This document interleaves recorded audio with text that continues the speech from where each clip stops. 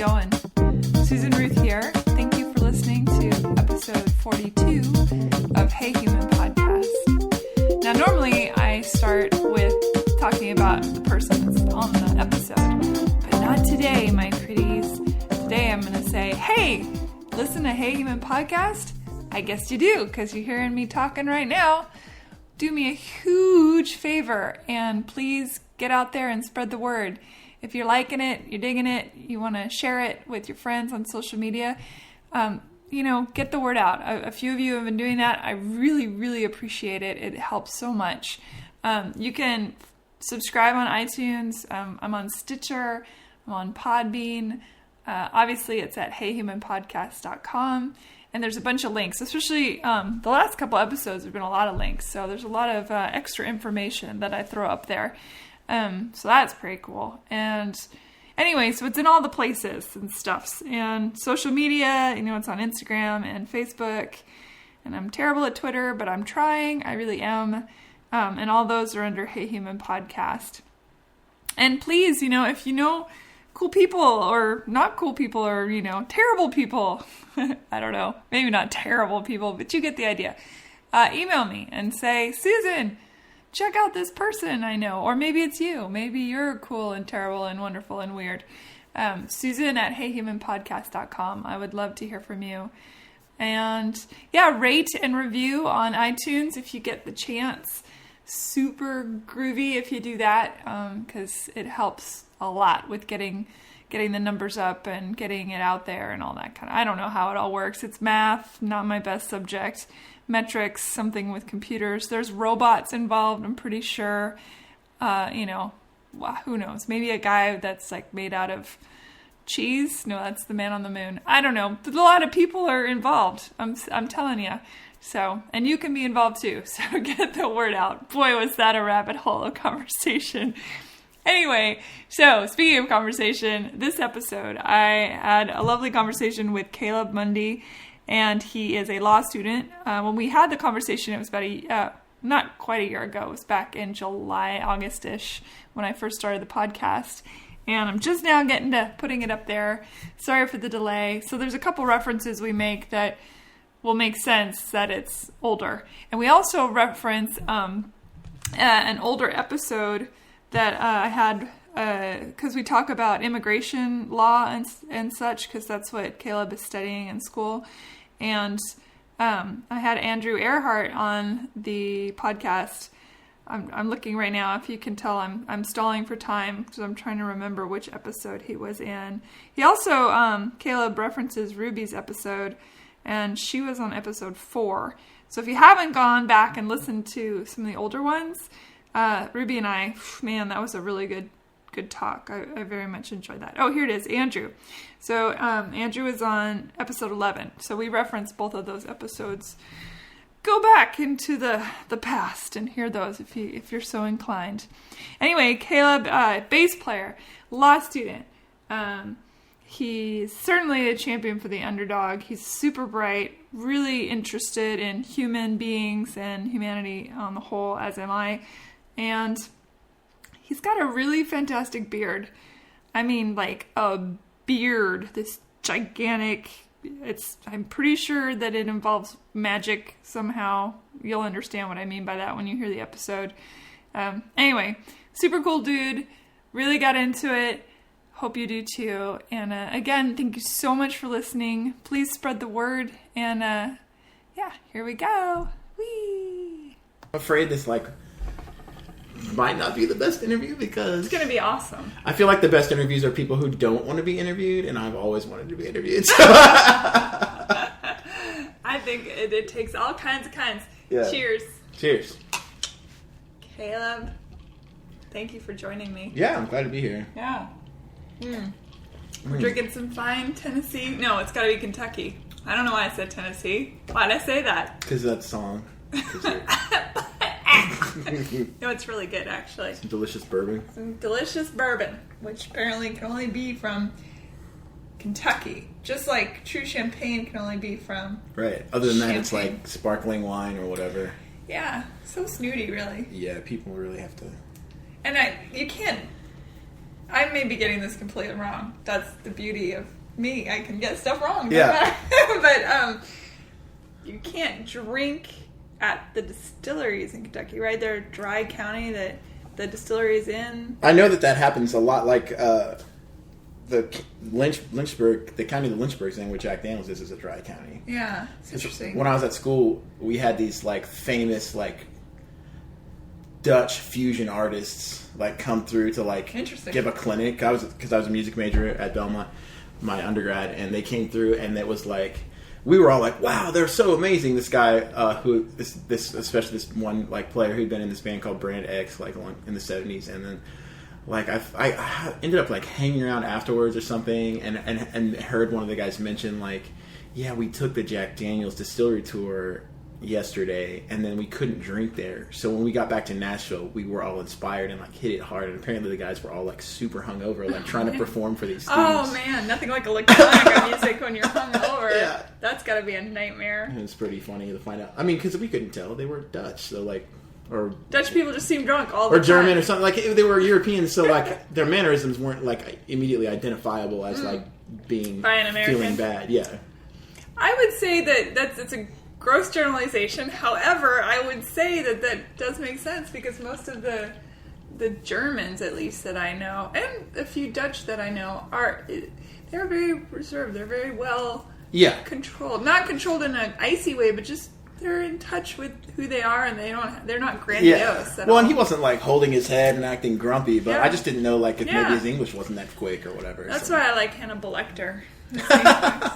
Is he Austrian or Dutch? What is the character Hannibal Lecter? I'm talking about the TV one. Not that Sir Anthony Hopkins didn't do great in the movie, super creepy and wonderful. Yeah. But I've been watching Hannibal the TV show, and I've just started the 3rd season, and I actually texted one of my friends. I said, "All right, confession. I'm sort of finding Hannibal Lecter hot. I feel like I might look the other way." Well, he eats what does this say about me? I mean, I haven't seen that, but I've heard that they made him like a really identifiable. I think they've worked on that for sure. He's impeccable, really, in general. Yeah. Even in his murders, he's quite impeccable. You gotta appreciate someone who's really good at their craft. Even if it's skinning people or whatever. Yeah, he did. Somebody in one of the episodes, he made a comment. Somebody said, "Oh, well, you're a cannibal," and he was eating one of his victims and serving part of his victim to the victim. It was great. It's gross and great, but so the victim said, "You're cannibalizing me," and Lecter's instant response, because it's written for him, but his response was, "It's not cannibalism when you're not equal." Oh. I thought, wow, that's freaking badass. Like, so eating an animal isn't, or whatever. Right, so in other words, he views the people he kills as less than. Oh, that seems to make sense with what I know about that character. Yeah. Being like it's really fascinating. Genius guy or whatever, yeah. I also, because I'm weird and go down rabbit holes on the internet, I found out that do you know the show at all? Well, one of the characters, Hannibal, drugs him, and then the guy cuts his own face and feeds it to dogs. And that happened in real life. The writer of Hannibal Lecter of the book got that out of another book of true crime, of true grossness, whatever the book was. I was like, wow, that really happened. And of course, when I was down the rabbit hole, they did show a picture, and I went, whoa, it was pretty gnarly. No, I don't. I have a really low capacity for goriness and cruelty, even in fiction. Cruelty is bad. So I can't I don't do I'm slowly watching Stranger Things, which I really like, but I was not. I was very hesitant to try it because it gets billed as a horror, and I don't do any horror, suspense, or anything ever. Yeah. But I really like it. It's not. It's kind of Goonies, right? Meets E.T. or something. I mean, That's what I've it's heard. not. Yeah. There's some scary moments, but I'm on I've seen 3.5 episodes, so I don't know. But I think the scariness is on the level of what's his name, the guy that does all the village and. Oh, M. Night Shyamalan. It's sort of M. Night Shyamalan. Startling things happen. Shyamalan Ding Dong is don't know how to say his last name. No offense to you, M. Night. I think you're awesome. So far there's scary things happen, but I haven't seen anything on screen that like nothing that freaks you totally out. I've been sleeping afterwards. Scary. I like. Well, here's the thing. Blood and gore don't really bother me. I don't like. I say this on every dang podcast. I don't know why it always comes up, but I don't like no cruelty to animals, no cruelty to children. I do not abide that at all. But jerky people, sometimes you think, hey, you kind of deserve that, or whatever. And it doesn't. The blood and gore stuff doesn't. It doesn't bother me. That kind of movie doesn't freak me out. The movies that freak me out are the demon possession movies. I'm like, that might be possible. I don't know. That stuff freaks me out. The people I've known who are really into like horror movies, like the only ones that ever scared them were the ones that were like made realistically. Yeah. I'm like, oh, this is really happening, and they're like, yeah, it's scary. Well, okay, so Caleb, now that we've been talking for 10 minutes, sure. Tell the fine folks about yourself a little bit. Well, I am about to start my third year at Belmont School of Law here in Nashville. Is there a concentration, or do you just do law in general? And do they hand you a scale when you start? No, but they do try to blind you with work. I'm like, oh, how technical do we want to get about law? You can get as technical as you want. Like, so, law school, like, Belmont offers some concentrations in healthcare, and they have a criminal law, and they have a entertainment law. And so they'll do, like, if you just have to complete certain courses, and then they'll put, like, give you a certificate that says, like, you got a law degree also, this other thing. But law school, and I don't know how other schools work, because there's some very different programs out there. Mm-hmm. But generally, you just kind of get a degree, and the way you specialize is when you do your internships and when you actually get hired. That makes sense. And basically, like, everyone I've talked to, it's a well-known fact that, like, you get out of law school and you don't know anything terribly useful about the law. It was a funny thing to say, like, because they work really hard at making, like, practical classes where you might be able to walk out and write whatever you need to do, but realistically, like, whatever area you practice in, you have to get out and, like, get to know the documents and get to know the players in the court if you're a court person or whatever. And all the cases and... Isn't that what the interns do? They bring you all that stuff and say, this is what you need to read? Yeah, well, internships are all vastly different. Like, my internship this summer, my main one was a lot of, like, attending court with the attorney I worked for, and, like, cool. Doing some research on country conditions reports, like what's going on in El Salvador that makes it a hard place to live in or whatever, for asylum applications. But, like, my roommate, he was working for a big firm.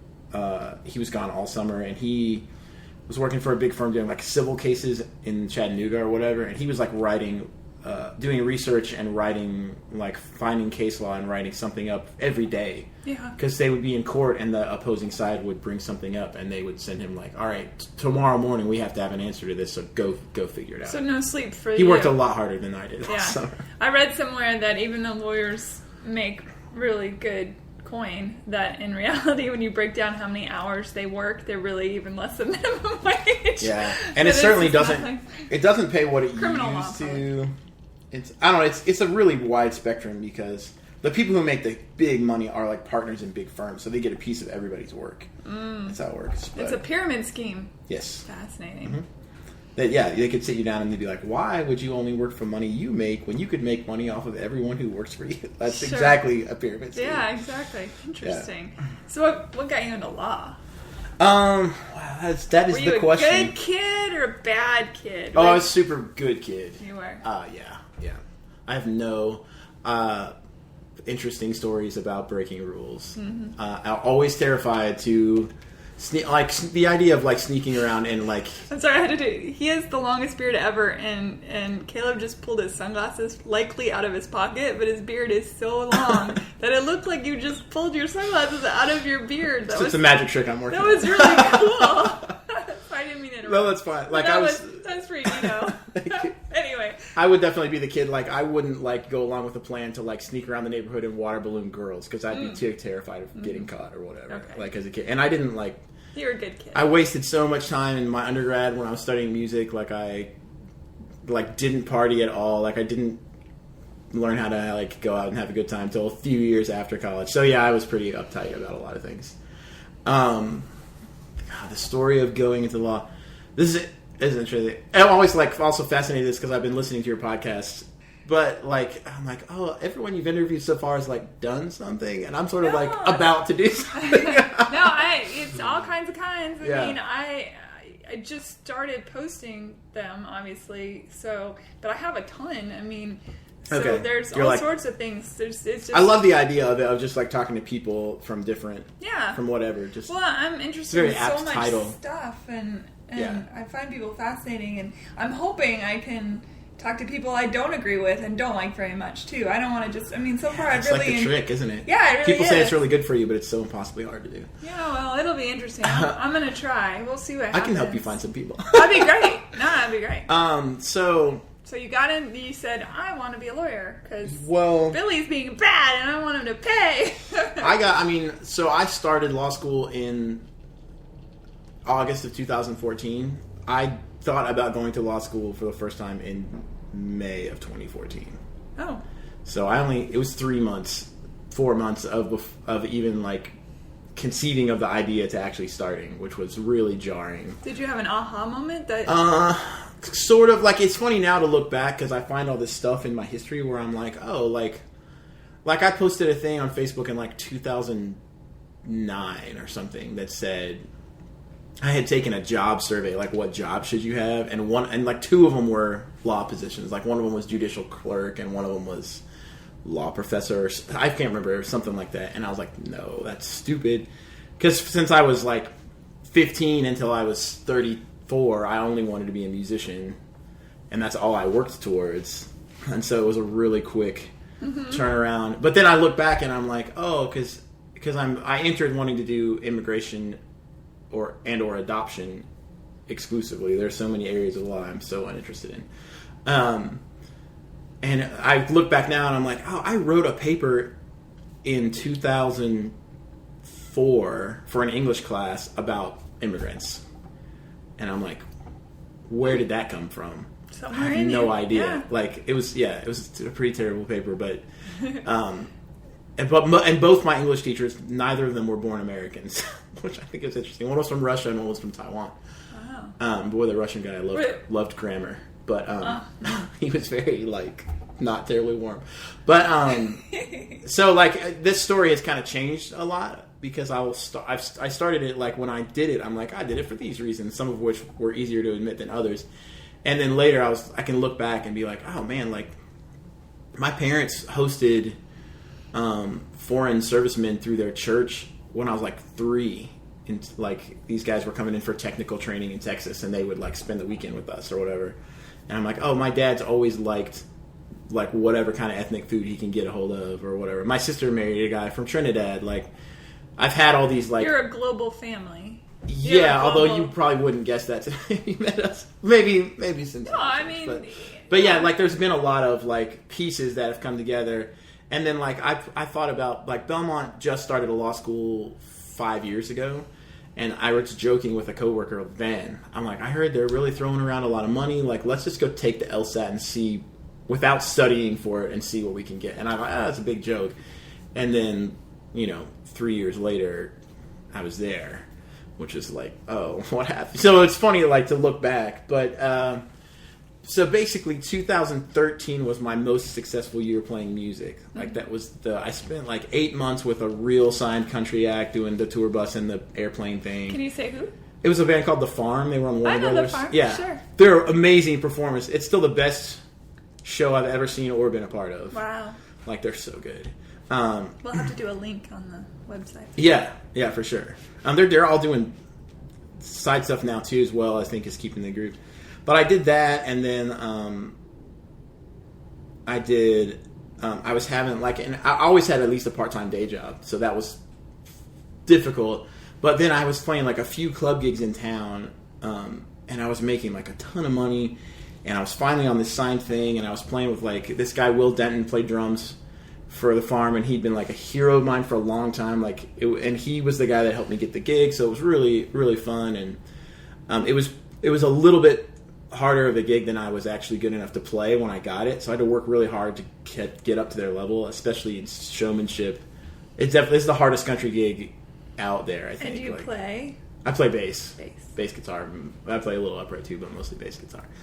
So I had that gig, and this is why I wasn't anxious to say the name of the group, but like they lost their deal that they had at the time in like that fall, and then like all my club gigs fell apart at the same time. Like I'd had Thursday nights at the Tin Roof under Munbrian for like 5 years, and it was good money, and it was packed, and those football players from Vanderbilt raped that girl, and they had been at the Tin Roof. There's some connection there where all of a sudden... you know what? Yeah, because I had heard about that. In fact, girls when are told in Nashville not to disparage Tin Roof. I go there, and it's fine. I love them, and their management's awesome. Yeah, they're great, and they have good nachos. Yeah.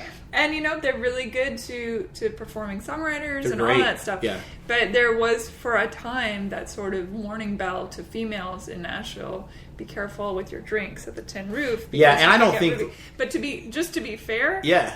That's a warning that girls get, period. Yeah. I mean, I got roofied when I was 20-something at a party while I was with my boyfriend, and I had gone to the bar, and one of the bartenders did it. Now, thank God I was with my boyfriend because he got me out of there. But if I'd been alone, or who knows? So it happens everywhere. It's not and I think that was like something to do with the crowd that had congregated there, and not because I know their staff really well, and like there's no way they would have ever. No, they're all a bunch of love bugs. Yeah.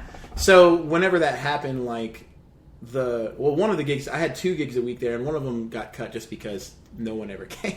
It was like somebody's experiment of trying to get like a thing going, and it didn't work. It was on like Wednesday nights, and then like the nights are weird too. The Thursday night thing, like because that incident happened, and I always feel bad being like I have a personal grudge against those guys, even though it's infinitely less than the girl who was actually assaulted, clearly. Sure. But I'm like, they ruined it for the crowd disappeared, and then they had to start like trying to fix that. So like, I got cut from. Like, we lost some of our nights there. Yeah. Which was, like, had been regular income forever. Yeah. And then I got this gig with this guy. Don't rape kids. It's a bad idea. Yeah.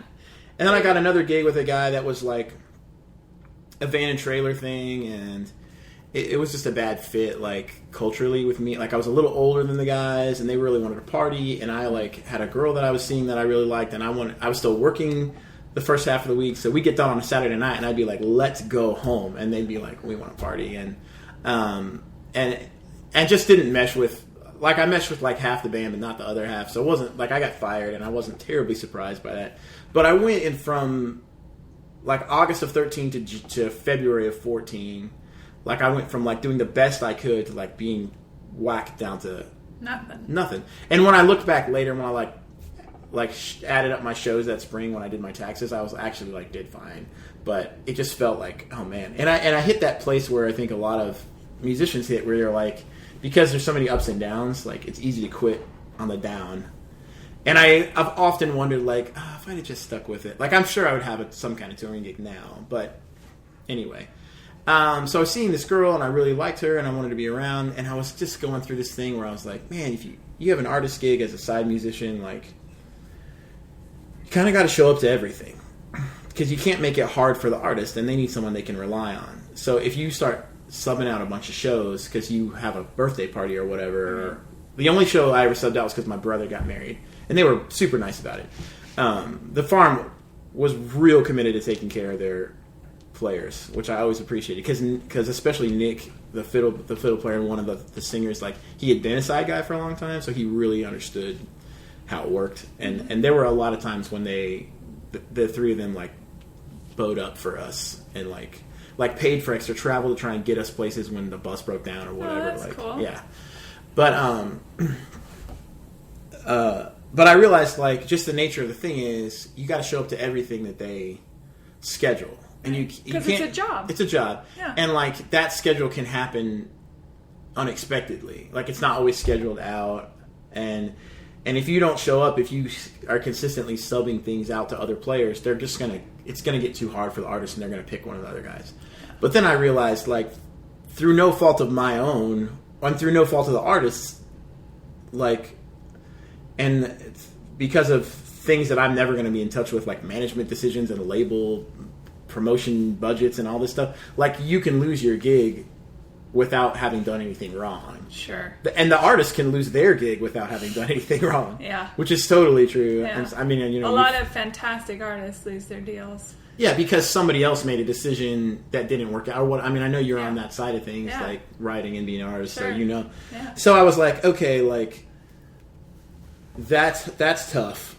Like to be completely at call, but be completely droppable for whatever reason, you know. And these are things that like all my friends and you know about 2,000 players in Nashville understand it deeply and I'm fine with. But I was like, oh, this is tough. And then also, like, I got out of undergrad with, like, huge debt. So I broke the number one rule of being a musician is that I had a huge overhead. And you got to keep your overhead low and flexible. And that wasn't... That's why I always had a day job. Belmont is not a cheap education. It's not, and I, like, did it dumb. Like, I didn't work through school, and I didn't realize I could just get a job right after. I've had a lot of trouble putting myself in a box in life. And being like, oh, you have to do it like this, instead of getting a job when I walked out of undergrad and being like, I'll just quit when I get a gig. I was like, no, I have to stay available for the gigs people weren't calling me for. Yeah. So anyway, like that was weighing on me. I'm like, I don't want to be. I'm either gone all the time or I'm broke. Like those aren't good ways to have a relationship. And also, with the girl, you mean? Yeah. And like, oh, for the first time I was like, oh, I might want to have a family. I might want to like do the... And these are things that a lot of people have worked out successfully. I want to be careful not to like shit on being a musician. No. This is the whole thing about this podcast. This is every person's individual story. And the whole point is that people listening, they'll either say, oh, I agree with that, or oh, I don't agree with that. And it's my hope that regardless of who's on, there'll be at least one sentence that is uttered that the person listening goes... I felt like that before. Yeah, well, I probably have some even on the people I don't agree with. Yeah. You know what I mean? So. And the other thing is, like, because I was always like, I had to make this money, I had steadily worked myself out of any creative input. Like, I had to turn down gigs with bands that would have let me be a writing member so I could go play a wedding or a bar gig. To make the money. Yeah, and so I had basically, like, and I'll have to edit this a little bit as we go because this was my thinking at the time, and I've had some more revelations since then. But, like, I was like, oh, I have to take this $300 wedding gig. I can't take this $80 touring night in Memphis or whatever with this cool indie rock band because I have to pay these bills, and I was terrified about it all the time. And so I had steadily worked myself into not only having no creative input, like I was just learning songs other people had written or played on, but I also had worked my way out of a whole lot of meaning in what I was doing. Like I love it. Like I love the magic of connecting on stage. I love playing with, like it's more depth than it might sound like to like play with a really good set of musicians, even if it's not something that I wrote or whatever, or it's not a life-changing song. But at the same time, I was like, what am I doing with myself? Like I'm pursuing having fun for myself, and I'm basically helping people like. At best, I'm helping them celebrate their wedding, which is a significant thing. Like being a part, that's an ancient thing to be a part of a celebration and a feast and be a musician at that kind of thing. Like it sounds kind of... I get it. People get real down on being a wedding band. I read a lot of mythology, so yeah. I understand. People get down on being a wedding band, but there's a connection to something old and really significant there.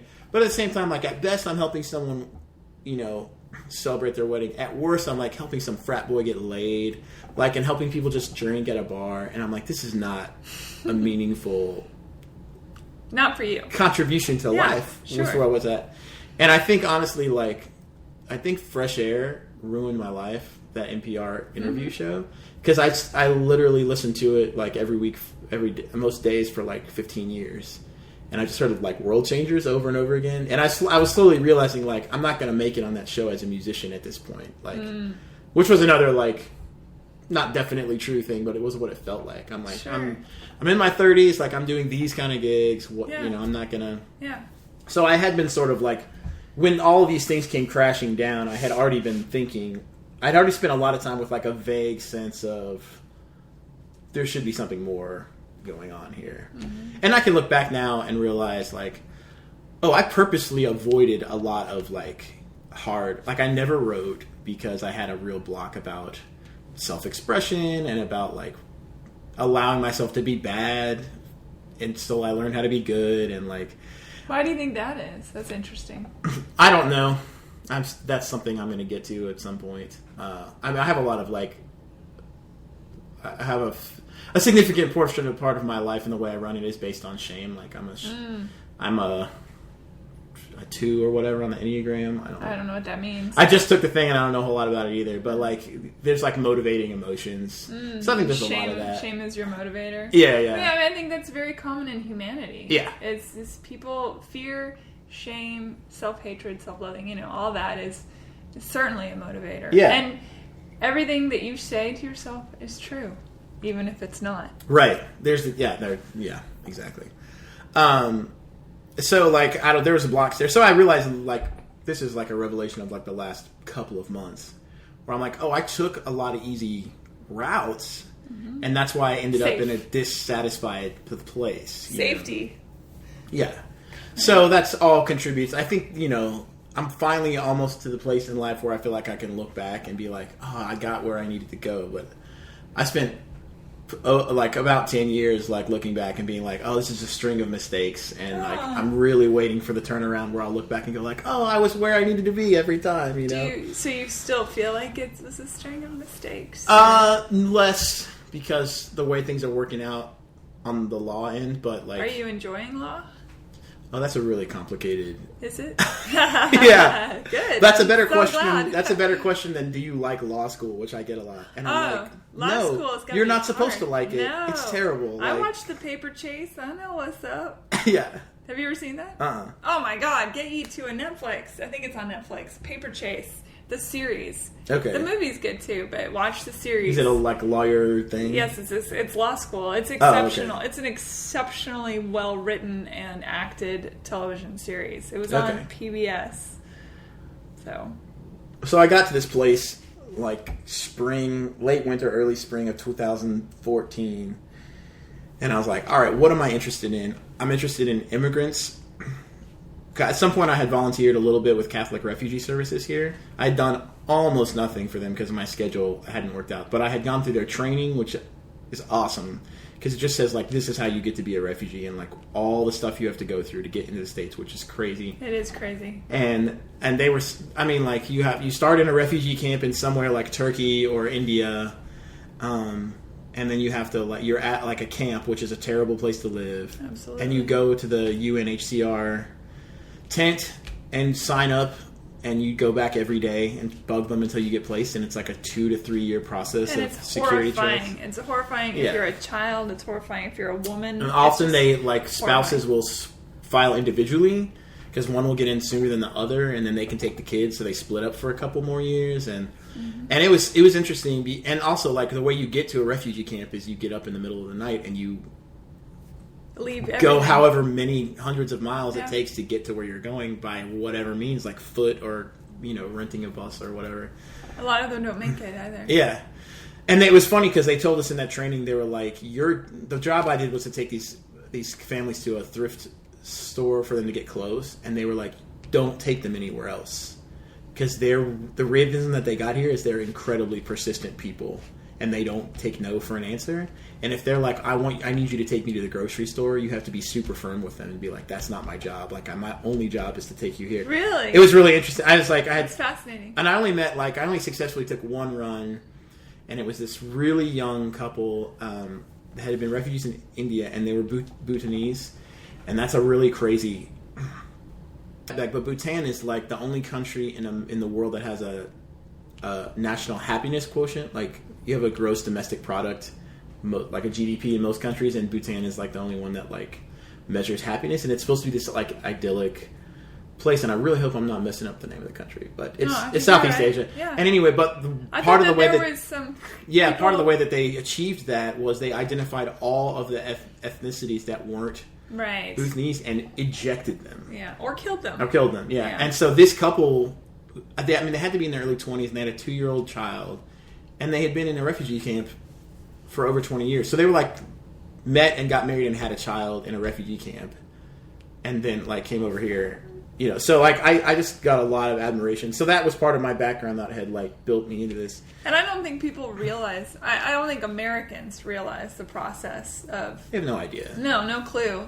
And I just have to be careful about what I say about it. I can say it. It makes me crazy. It makes me crazy that they don't get in touch with their humanity. The security that you have to go through to be a refugee, like, number one, you don't get to pick the country you go to. You don't walk into a tent and say, I want to go to America. No. You walk into a tent and say, I want to get out of Iraq or Syria. I want to be alive tomorrow. And the UNHCR and the host, like, negotiates with the host country about who they take. And so that's one thing. If the American security system is, like, 10 times more stringent than the European one. I actually had a guy on the podcast that's going to be coming up in a couple weeks that, when yours airs, it'll be a couple weeks prior. Yeah.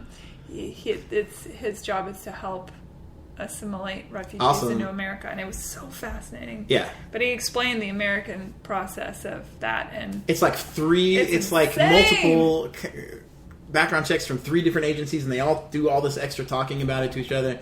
I'm like, if you want to get a terrorist into America, get him a student visa. Like, all of the 9/11 attackers, none of them were refugees. I'm like, they all came in on business and student visas. Yeah.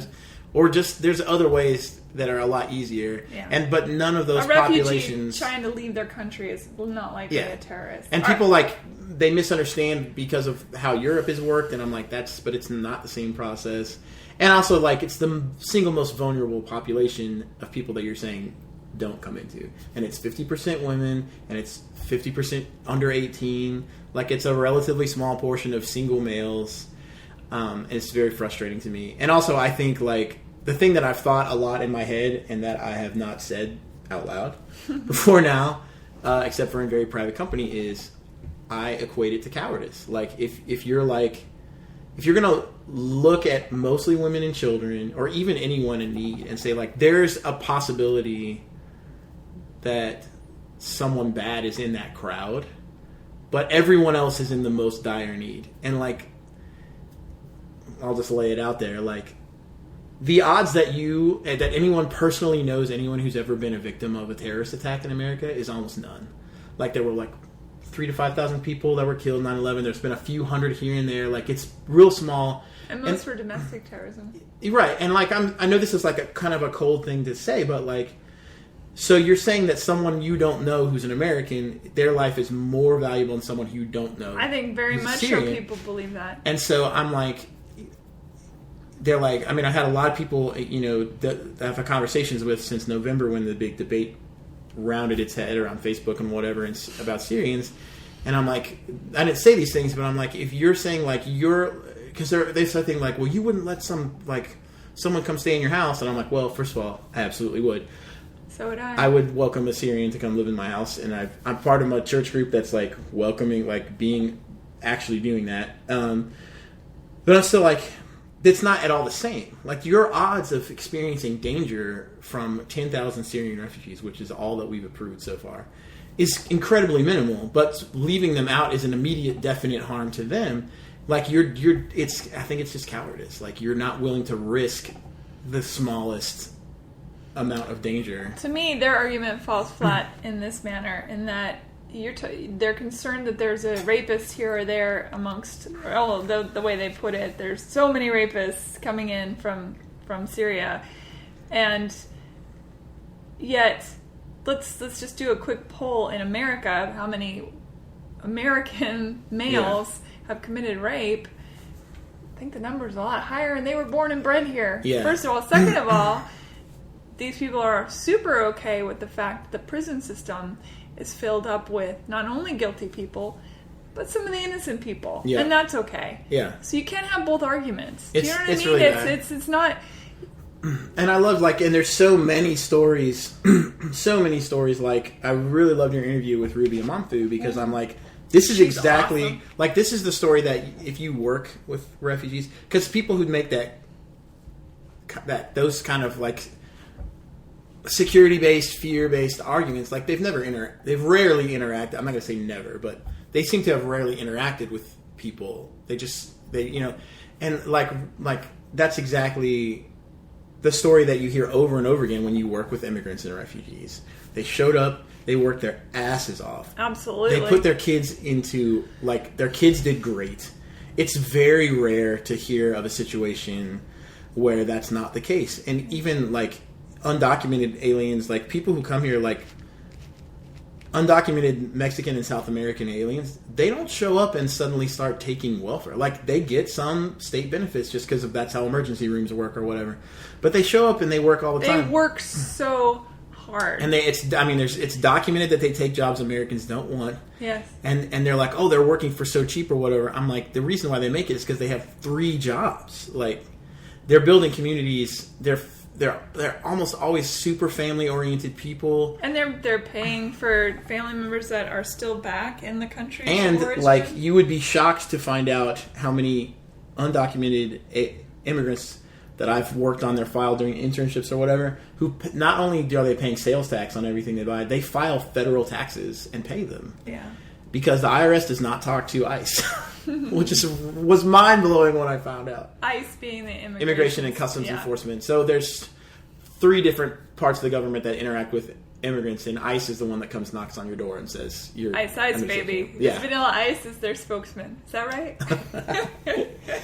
And he wears hammer pants. Yeah. Then those are the guys that, like, everything I know about ICE is definitely based on stories, but It's frustrating. I get frustrated with the news for even when 1 or 2 bad apples do something heinous, which is heinous. Yeah. It suddenly gets blasted. Like, all these people are rapists and terrorists and this, that, and the other. And shame on the media. But these days, truth doesn't sell anymore at all. Pulp fiction sells and sensationalism sells. It's frustrating. It's very frustrating. And also, I mean, I'm getting way ahead of myself because in my story, but the unfairness and the criminal violations of due process, like, and the fact that like the vast majority of immigration violations are civil violations. It's illegal the same way that speeding is. It's not a jailable offense. But, like, ICE will just lie to people. They'll pick them up and tell them they don't have any options. They just have to get on the bus and go back to Mexico when they may have valid asylum claims, or there's a bunch of different... Is that not kidnapping? I mean, I don't know. I don't know what the legal standard would be with that. It would possibly be a false imprisonment. And, like, I've worked for people who make it their business to sue ICE and other, like, things. And what you have to prove is that it's a practice and policy of the agency, not just an individual. Good luck with that. Well, it happens. I mean, I've worked with people who've gotten significant sums from suing the government over things like deporting U.S. citizens who they didn't know were citizens and all kinds of stuff. So as you can see, like, parents away from their children, their young children. Yeah. I've read about cases like that, which all the time. I mean, I just had one that we worked on where I don't remember all the details, but this woman got picked up in upstate New York. I think it was definitely New England, and her child got picked up with her, and this 3 or 4 year old was just put in detention for like 4 days before they let the grandmother come and pick it up. And you're like, terrifying. It's terrifying. And there's an immigration judge in the Carolinas who, like, famously said, like, he thought a 4-year-old could represent themselves in immigration court. An adult cannot represent themselves in immigration court. You could take a poll of Belmont students at the Belmont School of Law right now and ask them what the hardest course was they ever took, and it would be immigration if they've taken it. It is an incredibly complicated system, and it's not fair, and it doesn't make any sense. And people will make the argument like, oh, people should just do it the legal way. Well, the legal way, you can get screwed out of your legitimate claim without having done anything wrong. If somebody in some office files paperwork late, you're out of luck. Not only that, but I don't think Americans in general realize how expensive it is. Oh, it's incredible. Like, between the lawyers and the paperwork and all that, it is. So we're talking about people that are fleeing their country, or maybe just fleeing a horrible life and wanting a better life, which I think there's something inscribed on a real tall green lady in New York that talks about this. I don't know, but... And then they are faced, if they're doing it legally, they are faced with exorbitant fees. Thousands and thousands and thousands. Upwards of $10,000. I mean, I have friends in town who are Australians and Canadians or whatever that came over as artists, which, you know, that's a much less dire. And that's another link to me to what I was doing, is especially my friend who's a drummer. Like, he was one of my best friends in school, and, like, I was just interested in his story. Like, oh, you know, how are you staying here, whatever. And he was like, yeah, you just every 3 or 4 years you just have to throw $5,000 or $10,000 or $15,000 at an immigration attorney, and, like, it seems a bit corrupt, doesn't it?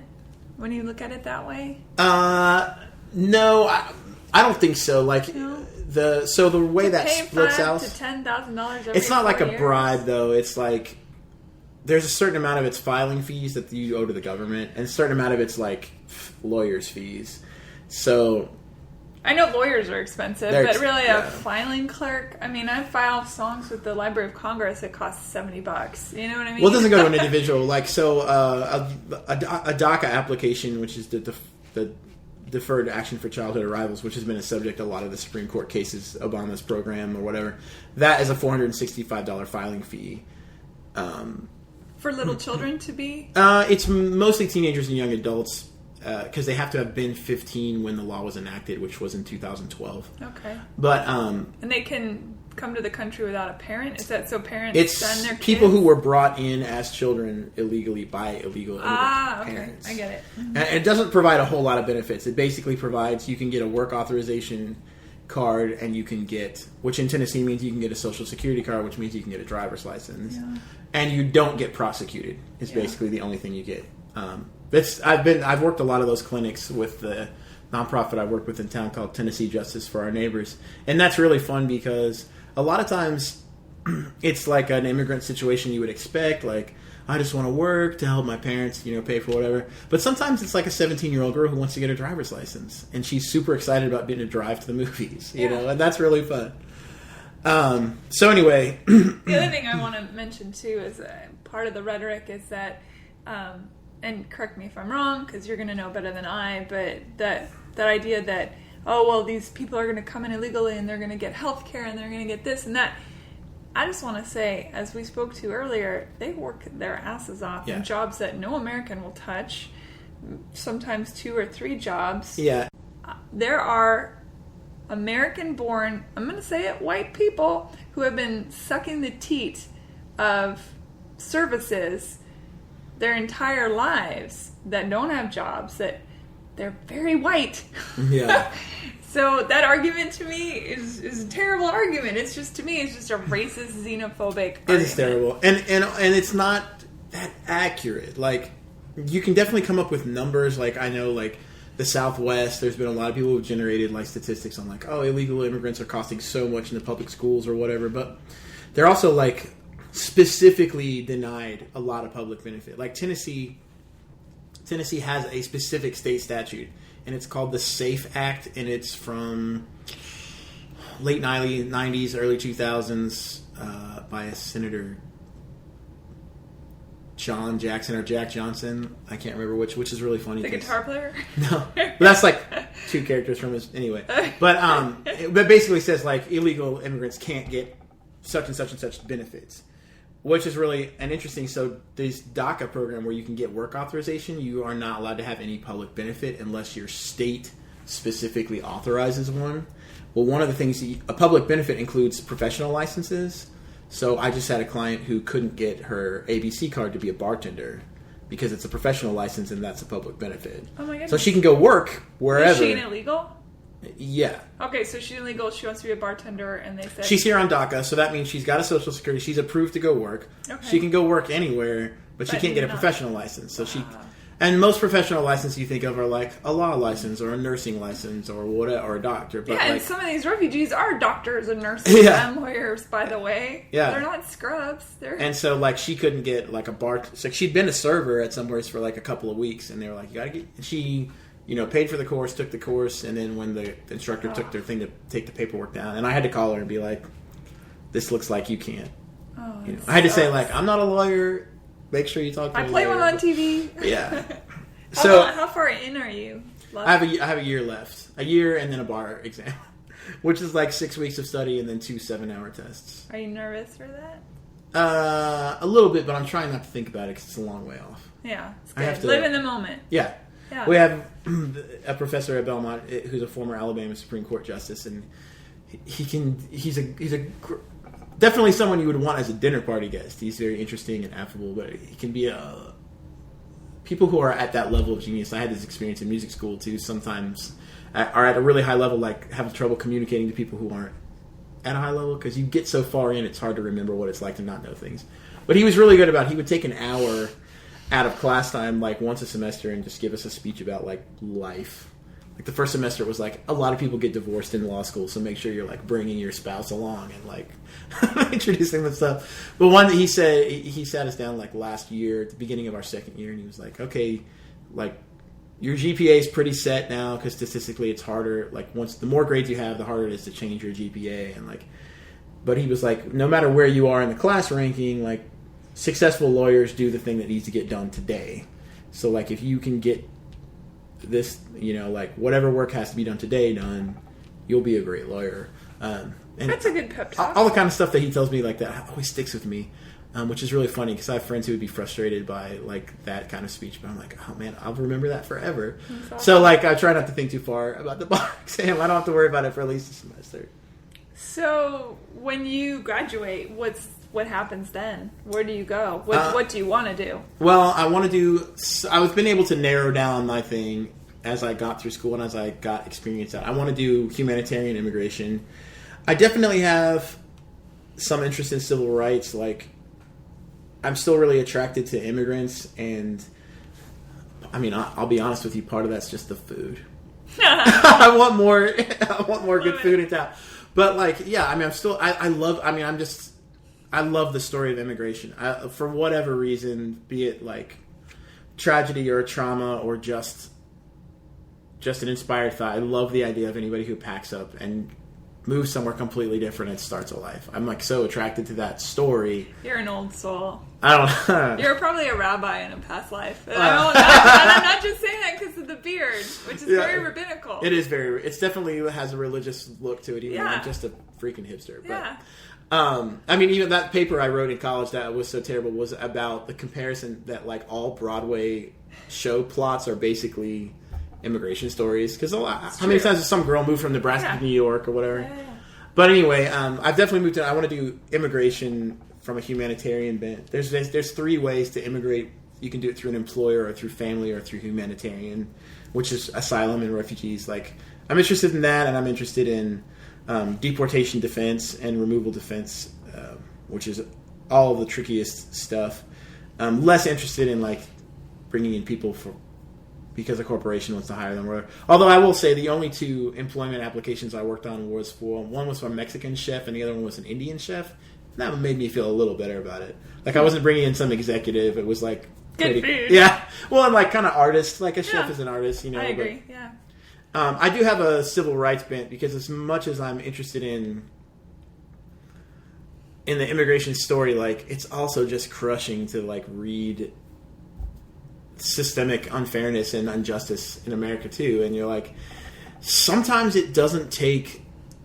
I mean, I think you will find a lot of the best attorneys in America are doing that work because it is high level work, and you have to defeat people that if you're fighting against a government agency, if you're suing a police department, or if you're trying to get something through like the Supreme Court. I mean, that's you're up against the odds in some ways, but on the other hand, the attorneys that are doing that are often really the best, like really the smartest, and so the odds are almost kind of in their favor because you might be going up against somebody who's higher, like a city attorney who just wanted a good job and liked the variety of work, you know. Yeah.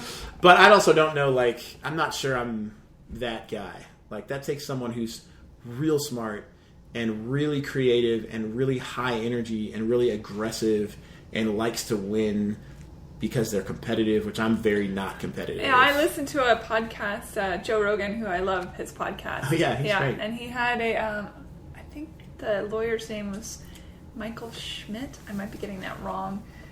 If I am, I'll correct it when I do the beginning of this podcast. I always say stuff at the beginning, and I'll correct if I get it wrong. But he was a lawyer, a defense lawyer, and now he's a comedian. And that's funny. Yeah. Yeah, and I forgot, what were we talking about now? My train went off the track. Civil rights and defending, Yeah, so his whole thing was he got out of it just because he couldn't take it anymore. He said it was just so overwhelming, but he said one of the key components to make a great lawyer is that competitive edge. He said at that point it's not even about your client, it's just about winning. Yeah. which I thought was really fascinating. Yeah, and I don't know that I have that, but I mean, and it takes it like they all seem like burnout positions. I mean, I've worked for people who were up writing until 2 a.m. and getting up at 4 to drive to court. Man. And but they were also just crushing the opposition. Super passionate about what they do. And honestly, my quality of work is going to have to come up. I'm not a great writer. But those are the kind of... I had great writing teachers, but I've just been, But I thought it was an oral tradition. It's written? It's primarily written. Even what you see orally, I think a jury trial is really oral, because there's still, even though you need to present the truth and it's still pretty rigid, there's a certain amount of drama and emotional appeal to a jury trial. Well, it's a really fine line you have to walk between sticking to the rules of a court, which is supposed to be impartial, but also influence this group of people who are lay people. But outside of a jury trial, the vast majority of being a lawyer is written. Because even a Supreme Court decision or appellate court, they have an oral argument, but oral arguments will be half an hour long for a Supreme Court. Each side gets about 15 minutes, but you might present a written brief that's 800 pages. Wow. And so you are just nailing down the most important parts, and the justices are just asking stuff that they want clarification. You're doing a PowerPoint presentation. Yeah. And this slide. Exactly. You're picking your one or two most important things and hammering them. But the judges and the justices and their clerks have been reading for a few weeks on your case. So a lot of it's written. That's so interesting. Go ahead and no idea how anything worked in the law when I got into it. It was such a jarring. I find that fascinating. The fact that you really you don't come from a family of lawyers. No. You just jumped in and said, hey, this seems like a good idea. What's the very worst part of doing what you're trying to do and the best part of doing what you're trying to do? Ooh, that's a good question. And also it's a weird question because I'm still in school. Yeah, I know. And also I'm in a weird place because I just wrapped up 2 internships and I start classes in a week. So for your final year. Yeah. And I have a really awful sense of time. If I'm doing something for 2 weeks, it feels like what I've done for my whole life and what I will do for my whole life. I'm really bad about that. So that's because time is fluid, my friend. Yeah, but there are people with better perspective. They're like, I just have a cold this week, and life's not going to feel like death in a week, and I'll feel fine. And I'll be like, I've been sick forever, and I'm always going to be sick. So right now, I'm trying to make that transition between summer and classes and starting to do work again, and it's awful. All right, so throw it at me. All right, so so from where I'm at and what I've experienced, which is a mix of school and internships, because everybody says, and I'm starting to believe them, that being a lawyer has little to do with what you do in school. And that's it's hard to give a nuanced description of that, but you have to do all this crap in school to get a good background and material and pass the bar. It's really about passing the bar. When you get out, it's a very different set of tasks.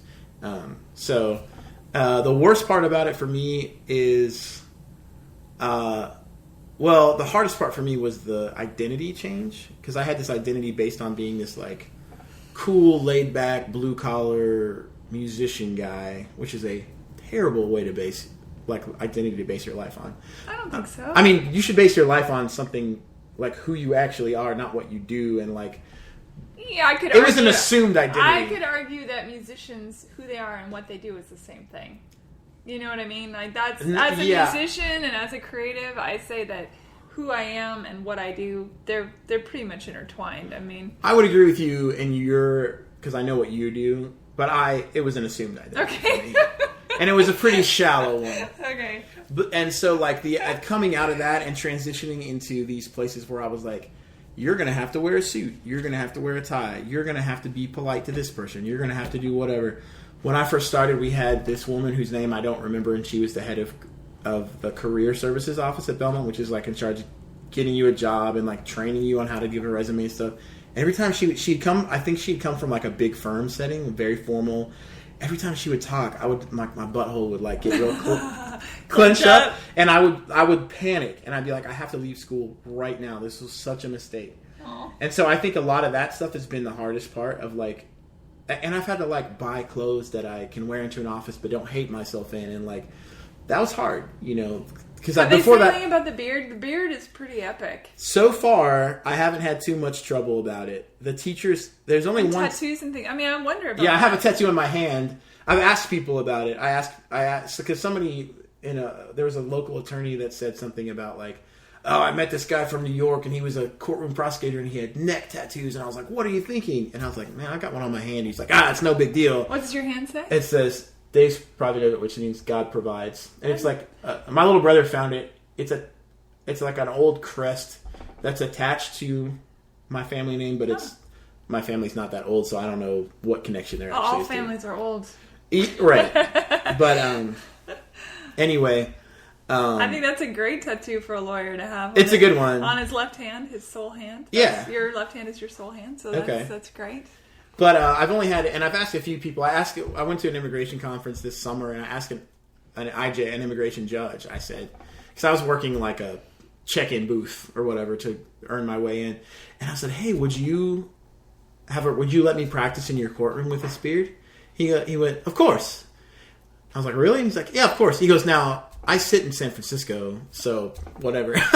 So I don't know. I mean, I've had people tell me, like, so immigration is all federal, and federal is, like, going to be more loose about that kind of thing. Mm-hmm. If you get into, like, small town, like, I interned for this awesome woman named Charlotte Fleming in Springfield last year, and she's got this powerhouse firm that sits in the seat of Robertson County. She's like the small town, whatever.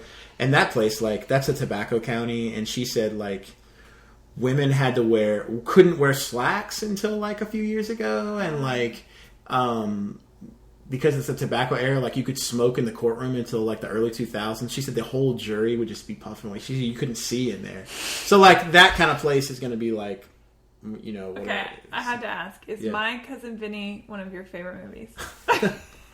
See, that's the thing about me. Is or like, Runaway Jury, two epic movies about juries. I'm not a law. God. Have you seen those movies? I've seen Runaway Jury, phenomenal movie. I've seen My Cousin Vinny. I haven't seen Runaway Jury. I also don't get to see a lot of movies. Yeah, you have no time. Yeah, when you get out of the big into the work. When I get out and I get into the profession where everybody is overworked all the time, yeah, I'm sure I'll jump right on. Yeah, but so that's been like the worst. Now just because I have to throw it out there, like the current person who's the head of career services is this woman named Lisa Doster, who's like amazing, and she was a public service rep for a long time at another law school, and so she's looking for people. Like she was at a law school that was more focused on like her like corporate placement, like this other one was, but she comes here and she's like a public service person, and she's all about like, I walked into her office just ready to quit, and she's like, what do you want to do? And I'm like, I want to work with this thing, and I want to do like, I don't even know, like I want to do immigration and humanitarian. I don't even know where to work for those people. Like I'm just going to have to try and find. And she had options that I'd never heard of before. Like there's so much flexibility in how you do your career that I hadn't thought of, and she's wonderful. Good. So if anybody who feels bad should go see her. I'm going to pray that you do not give up, because I think we need you. Yeah. I mean that. I really do. I think we need you. Well, it all worked out. Like I sort of entered law school in a crisis, and I was like, I want to do immigration or adoption, and I can't afford to get like a master's in social work because I wouldn't be able to pay for it afterwards. And I kind of like recklessly jumped into this law school thing too, because I was, part of it was trying to impress this girl, and that I wanted to settle down. You went to law school for a girl? Not entirely, but I just don't want to. I don't want to pretend like that wasn't part of it. That I wasn't trying to come up with, a viable option. Are you still with the girl? No. Yeah. So what went wrong? Oh, that is a whole other podcast for sure. Lots of stuff. Like I started seeing a therapist before I entered law school because I wanted help with the transition. Yeah. And then I later got one who's actually really good. And I've been with him ever since. And this has been the most dynamic period of personal change for me since that period.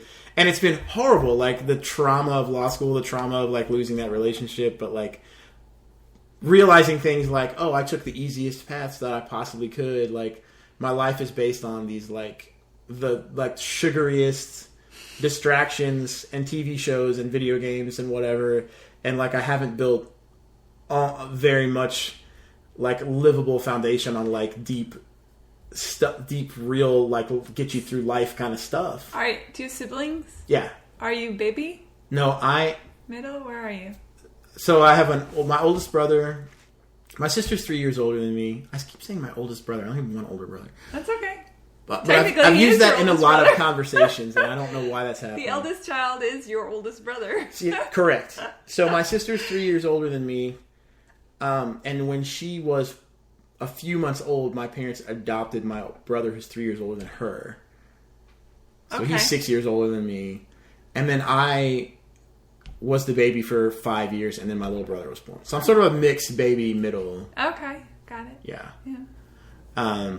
But yeah, so... Yeah, and for the record, like, I look really good on paper, but I'm an internal train wreck. Hey, we all are. Yeah, I'm slowly getting my life together. That's the point. And the thing is it's all a journey. It's all the process, all of it. And when you take your last breath... Yeah. I think a good life is one that is introspective and circumspective. Yeah. And that you've done... It sounds to me like you're on a path that is... It's going to help people. I think I'm on an incredible path. Yeah. I feel like, and this is a really bad way to look at your life, but I feel like I'm about to be a really neat person. Well, I think you're already. I mean, so it's just so the audience knows. This is the first time we've met. Yeah. We met on Instagram, which is how I find all the people I want on my podcast. Because I don't know what it is. Facebook, I feel like, is a whole different world that you don't get people's true identities on that for some reason. They're saying whatever's making them angry in the moment. Or my Instagram is definitely an edited version of my life. Well, you had posted one particular post that drew me in, and it was about this topic about immigration and the baby jail. The baby jail, and I would love to have you back with Andrew Free to talk about that. Yeah, because I would love to talk about it with somebody who really knows, but there is a tragic problem. There's a couple of family detention centers in the U.S. Obama just purchased, not Obama. It's not like he went there with his visa, but he okayed a giant. I just read about this. Yeah, he okayed a giant expansion, and it's a real mess. Like, you're holding like women and small children in something very similar to a jail setting. Yes. It's portables out in the Texas heat, surrounded by barbed wire. Yeah, and it's insane. Everything I know about it is hearing reports from people who have worked there. So I don't really doubt my sources, but I haven't been able to investigate it for myself. But there's crazy stuff happening out there. Yes. It's a for-profit facility. Yes. It's Corrections Corporation of America. Just like a prison, for-profit starts to F everything. It's a mess. It's suddenly then you have an incentive to keep people there. You have an incentive to keep people. Which is insane. And I'm just, for the record, one of my dear friends who's a lovely woman. She's a nurse. She's brilliant. She's wonderful. She's Cuban, and she got stuck in a detention center for over 3 years before she was allowed to come into America. That's messed. It's insane. And she fell in love while she was there, by the way, with a guard, actually. That's amazing. And he nearly lost his job. He nearly had to go to jail. But they truly fell in love, and now they have, they're fine. He had to have a dishonorable discharge because of them falling in love. And they are now happy. And who's making that movie? I know. They live in Florida. They have two beautiful, wonderful, incredibly bright children who are full grown now. But that's the reality. It's such and there's like CCA. I mean, all the reports I've heard is basically CCA is making huge profits. They're funneling a lot of them back into lobbying, and people don't understand this is corruption. It is corruption, and I think it's a form of modern day slavery. Like, if you're holding someone against their will and making a profit from it, that sounds like slavery. Absolutely. To me. And they're taking their profits, they're funneling them, from the reports I've heard, they're funneling them into lobbying, and like, especially with immigration, like, there's a little more protections. It's not going any better, but there's some more protections when it comes to like criminal detention. But a lot of stuff that's immigration detention is not a congressional law, it's a regulation. It's a regulation that says these people get expedited removal. These people have to be detained. These people don't. There's a lot of people in America who ICE is keeping track of, and they're here undocumented. ICE, not ISIS. Yeah, ICE. You might not have heard that right. Immigrations and Customs Enforcement, yes. And they just have to check in every week. Like they have immigration cases pending. Yeah. They can go home. They can see their family. They can work if they have authorization, or sometimes if they don't. Yeah. And they have to check in once a week. And then there's some people who spend a year in a detention facility waiting for their... Or 3. Or 3. Or and 5. There's all kinds of like crazy or rules. Or 20 like, in the case of the story you told 20 years ago. Well, that was a refugee camp, but yeah. Oh, I'm sorry. There's crazy stuff. Like, I've heard stories about ICE agents lying to people about their rights. I've heard attorneys can't bring coloring books in for little kids. What is that? Like, their education stuff is limited. Like, it's a shit show. It's terrible. Yeah. And it's like... I would love to have you on again talking about this very particular thing. Yeah. If you would. These are things that, like, get me feeling like I made the right decision and I'm in the right place. That's what gets me excited to know that you are on, team. I'm going to end up somewhere making a difference. You're on Team Human. Definitely. God bless. I mean, thank God. I mean that. Yeah. I will cheers you to that. Cheers. With our lovely Kentucky bourbon. This has gotten really nice. Mm-hmm. All right, before we finish up, I know this has been the most scattered. No, it's wonderful. This is what I love so much. That's why I'm doing these. I love it. You make no apology. It's just fantastic. Gotta ask about the beard. Yeah. And when I put your picture up on social media to advertise people are this gonna episode, ask about it. Yeah. Well, no. I mean, hopefully you will give me a beautiful full beard regalia. 2 questions. One. Okay. Yes. Have you ever entered a beard contest? I watched a documentary about this thing, and it's a big thing. The beard contest. I have not done that. I've had a lot of people asking about it. There's a Nashville Beard Club. It's like the pognography. I can't remember the word. There's a word for like beard enthusiasts.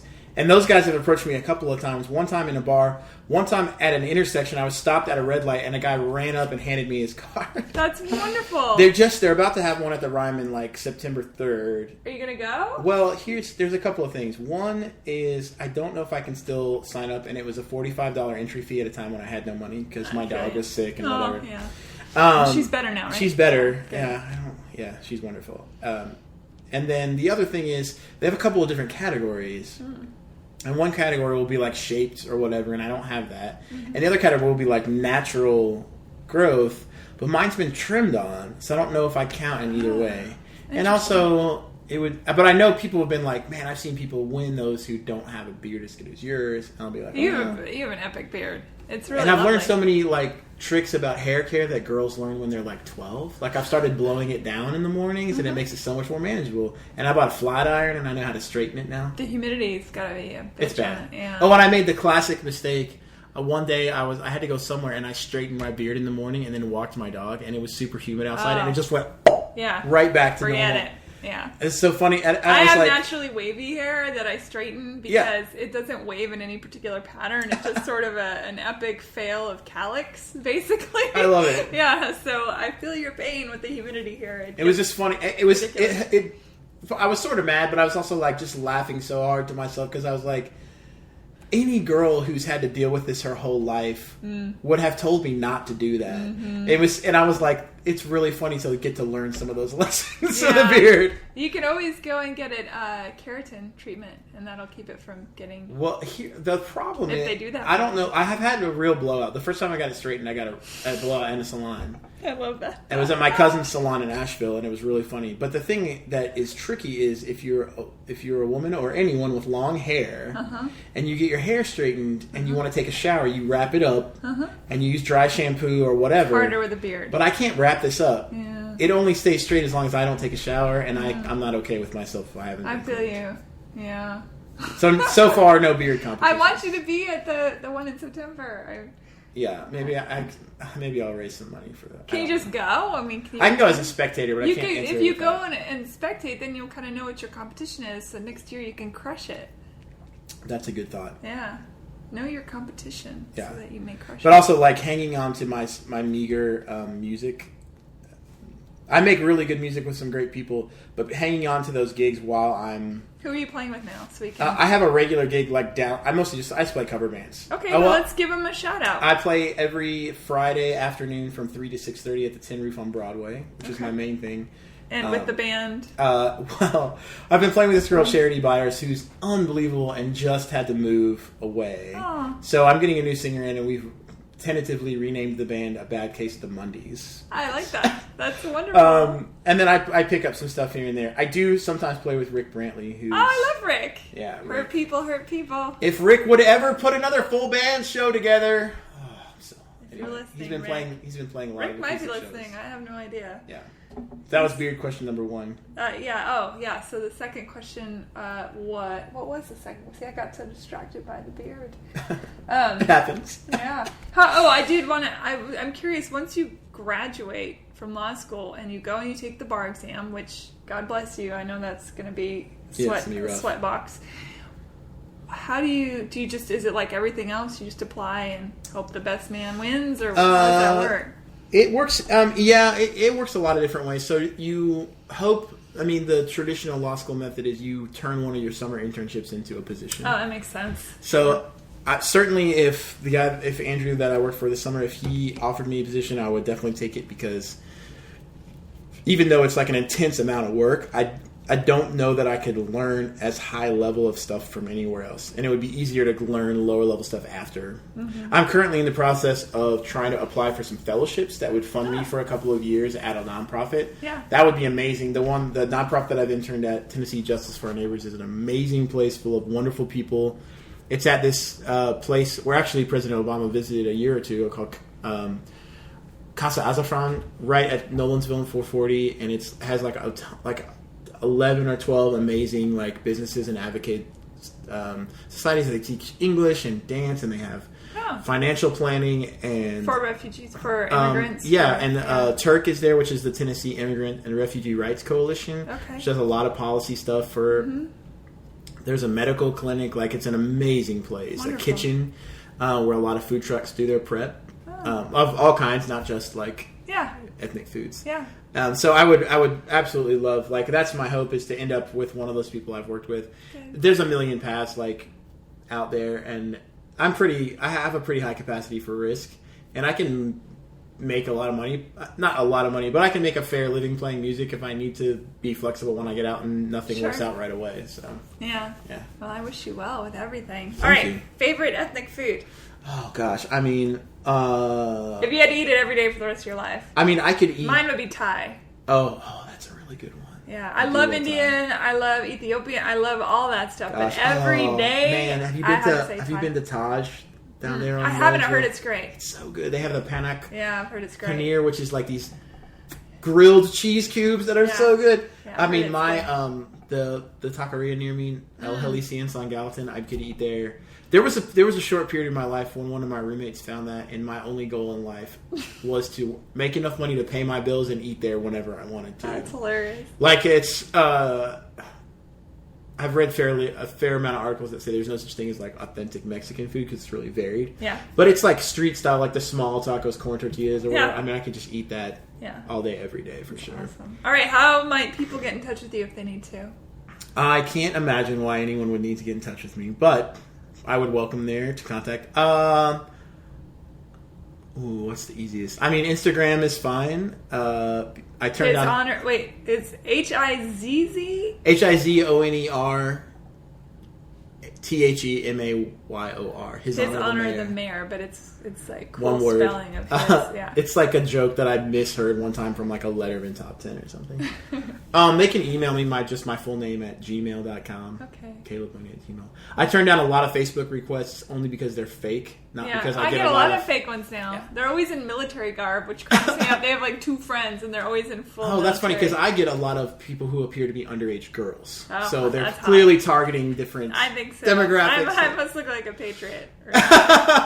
Maybe they think you look like a woman who likes a man in uniform. Oh, I could see that.